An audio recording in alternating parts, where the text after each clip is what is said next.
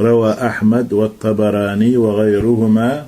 طبرانيس أحمداء إشي واتو ديسنا بسند صحيح دولش سندته أن النبي قال فيمر إيلر ألا صلى الله عليه وسلم أسوأ الناس سرقة أقر هو قول ديش بولناخ يا ناخلع أقر هو قول ديش ورق الذي يسرق من صلاته شلام زنق قول ديش ورق وعل.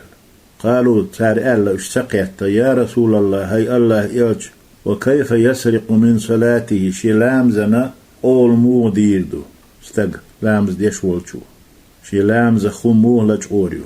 قالت هو ألا لا يتم ركوعها وسلامز ركوع قوتش دير داتسو ولا سجودها وسلامز سجود إتو لامز ركوع قوتش صديقي لامز سجود سدوزن صديقي دم ديزر شي لامزها هم نشليت واش يو شويرش قول دي شوير قويز.